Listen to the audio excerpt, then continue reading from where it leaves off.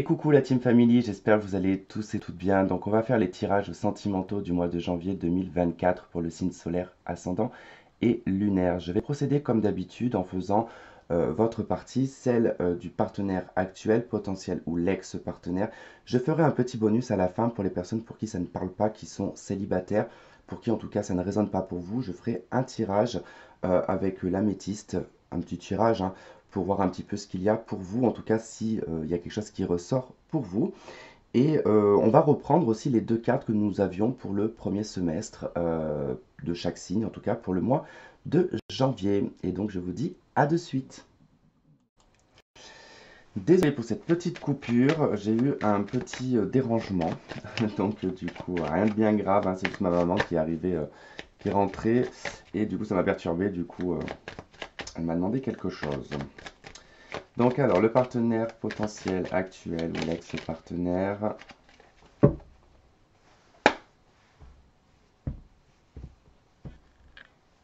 Hop. Ah. Allez. Donc, mince, du coup j'avais ramassé votre carte de l'état d'esprit, n'importe quoi. Alors, votre état d'esprit, du coup, donc comme je vous disais, on est à la 10 de bâton, donc il y a quand même quelque chose de lourd, quelque chose de pesant quand même, que vous avez du mal euh, à encaisser, hein, parce que c'est un poids quand même sur les épaules, hein.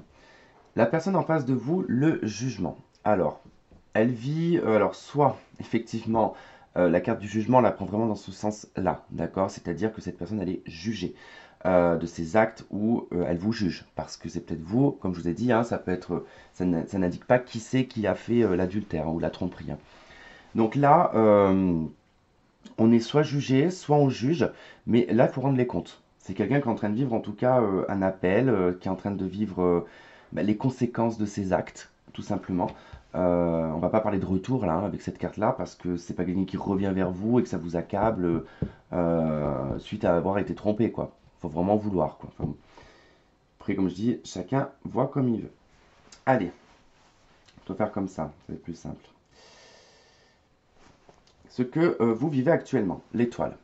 Bon, vous êtes en train de vous libérer. L'étoile nous parle de libération, de vérité, de clarté, d'authenticité, d'expansion aussi et de guérison. Donc vous êtes en phase en tout cas de guérison, en phase d'expansion et vous savez que c'est la carte qui est juste après la maison Dieu. Et dans le tarot traditionnel, ce qui sort de la maison Dieu, c'est l'étoile qui sort en fait de la maison Dieu. C'est pas quelque chose qui vient foudroyer la maison Dieu, c'est elle en fait qui ne peut plus rester enfermée et qui doit se libérer. Alors, en face de vous, la personne, elle vit un 10 de coupe. Alors là,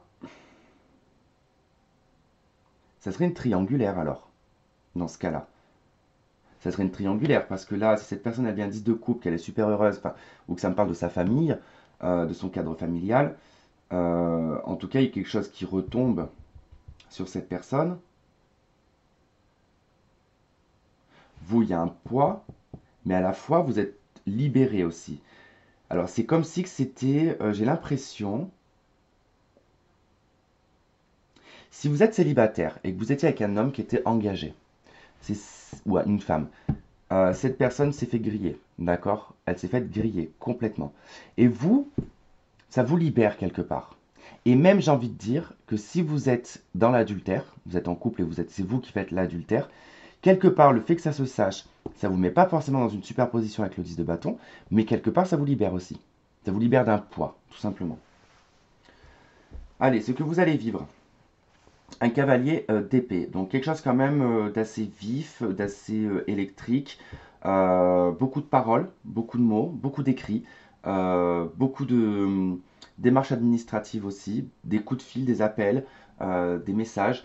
Voilà, il va y avoir en tout cas une période quand même assez accélérée, et là on peut être aussi dans des altercations verbales. Ce que va vivre la personne en face, Reine de Pentacle. Alors là, ça va concerner des affaires familiales, des affaires immobilières, des affaires domestiques. Elle peut aussi, comment dire, se concentrer uniquement sur ce qu'elle a construit, cette personne. Alors par exemple, si vous êtes en couple avec cette personne, bon, elle va essayer, je pense, cette personne, soit d'essayer de rétablir les choses en remettant un peu de la stabilité, ou cette personne en tout cas se concentre sur sur l'officiel, sur la personne officielle avec qui elle est, d'accord? De toute façon, que ce soit dans les deux cas, c'est pareil. Allez, ce que vous souhaitez, le 3 de coupe. Vous souhaitez retrouver la joie, le bonheur, la festivité, les bons moments. Et puis, bah, c'est les plaisirs de la vie. Hein. C'est retrouver en fait le goût. C'est retrouver goût, euh, ouais, goût à la vie, tout simplement. On va pas faire, on va pas faire à la sur le 3 de coupe. Allez, ce que souhaite la personne en face de vous, roi d'épée.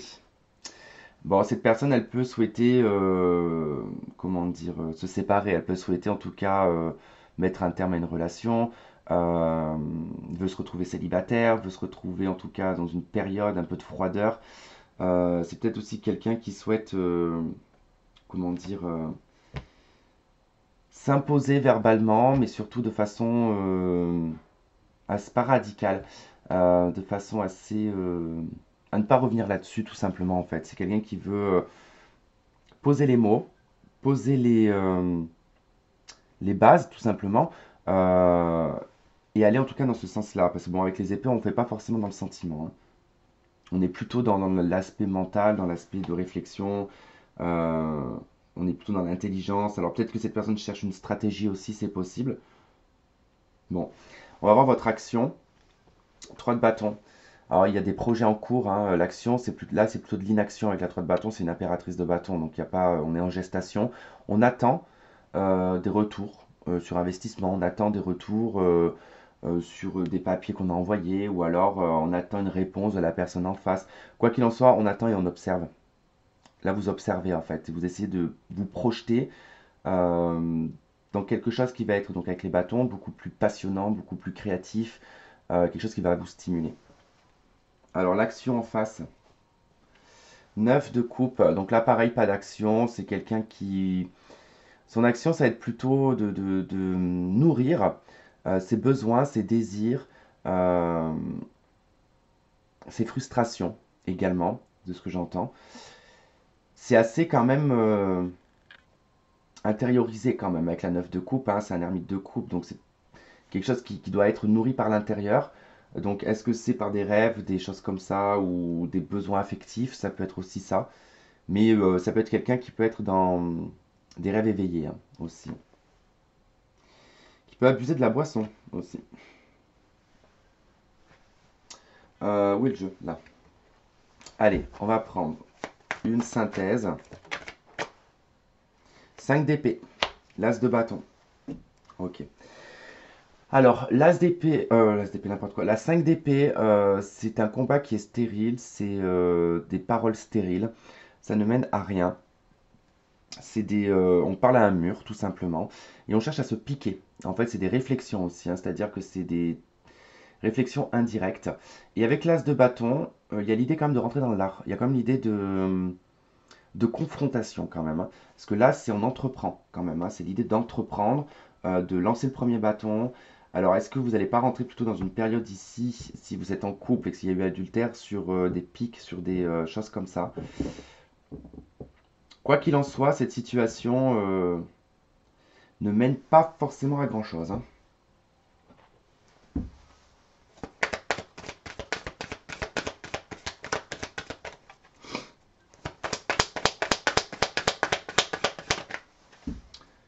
Allez, nous avons donc la carte, le chakra sacré, abondance, passion.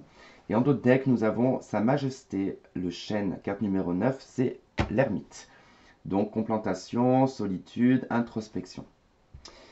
Euh, il est possible, il est possible que dans cette situation que vous vivez, si vous êtes en couple, il y a des femmes qui sont tombées enceintes. D'accord? Parce que là, on va vous parler effectivement du fait d'enfanter. On a l'ermite qui nous parle des 9 mois de grossesse et du fait de devoir en tout cas créer à l'intérieur, parce que c'est l'introspection, l'ermite. Et là, avec le chakra sacré, on est sur le chakra, donc le deuxième chakra, qui est relié à la sexualité, à l'enfantement et à tout ça. Donc il se peut qu'effectivement il y ait une gestation de grossesse pour certaines femmes et que vous êtes retrouvé dans cette situation qui est un peu compliquée et que du coup on veut tenter ici de régler.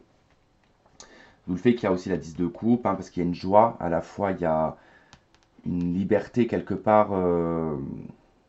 Comment vous dire, si vous êtes enceinte, vous allez vous raccrocher en fait à cet enfant-là, tout simplement dans cette situation-là. Après, si on sort de ce cadre-là, que je pars sur autre chose, vous allez retrouver, suite en tout cas à une période comme ça de stérilité au niveau de la communication, vous allez retrouver ici une forme de passion, vous allez retrouver du dynamisme, vous allez retrouver en tout cas une forme d'abondance dans vos relations. Donc ça va peut-être passer par le fait de voir autre chose, hein. C'est possible, hein. La maison 2, de toute façon, elle va tout balayer pour laisser... Oh, c'est mime, c'est un petit oiseau qui est posé sur le bord de ma fenêtre. C'est un messager, ça. Vous allez recevoir des messages, les poissons, sur le mois de janvier. Peut-être des messages d'audio-voyance, ce genre de choses. Alors, hop, on va aller regarder, pour ceux pour qui ça n'a pas résonné. L'énergie aujourd'hui, là, quand je tire les cartes, elle est particulière quand même, je trouve. Oh non, elle va là. Hop, hop. Alors, hop.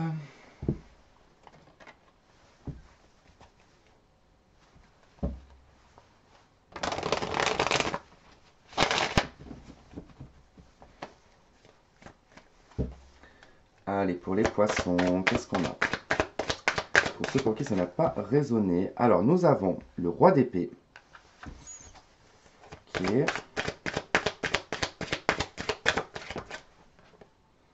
Et le magicien. Bon. Et l'as de denier en d'autres decks. Alors, là, on peut me parler d'un homme. D'accord? On peut me parler d'un homme, d'un nouveau départ avec un homme ici. Qui sera peut-être d'un signe d'air, hein, qui sera peut-être Gémeaux, Balance ou Verseau.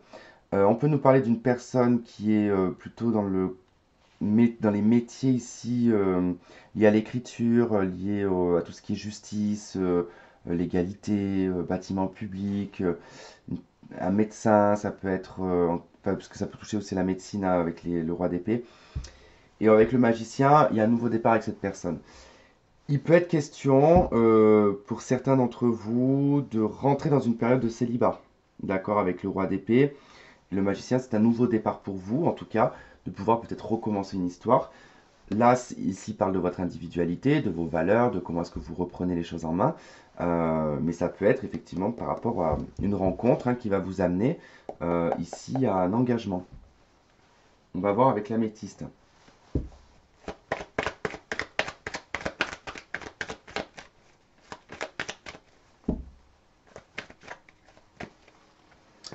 Allez, nous avons l'obsession, les codépendances et les addictions. Nous avons l'invitation, la sortie.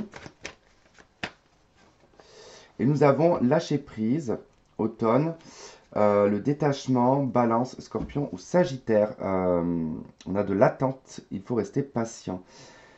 Soit vous faites beaucoup de sorties, les poissons, et vous êtes un petit peu trop dans l'excès au niveau peut-être boisson ou autre substance. On vous dit voilà de vous détacher un petit peu de ça, de lâcher prise sur cette situation.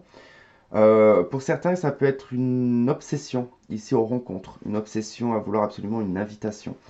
Euh, Peut-être avec un balance, un scorpion ou un sagittaire. En tout cas, ça peut être aussi quelque chose qui s'est produit pendant l'automne.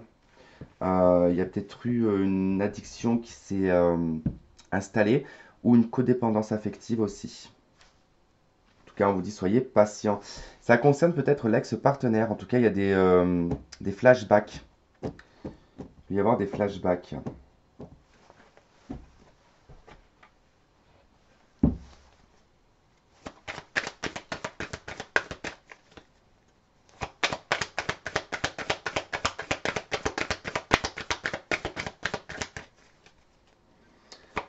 Allez, voilà. Nous avons la carte numéro 3, l'état d'être. C'est l'impératrice. On nous parle d'abondance, de création et de la mer. Et on retrouve le chakra sacré. Peut être question, effectivement, je reviens dessus, mais sur une grossesse, d'accord? Il peut y avoir une grossesse.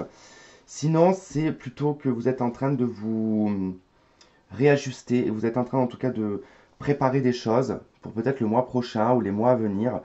c'est de la gestation avec l'impératrice, hein, on prépare avant d'être dans l'action avec l'empereur.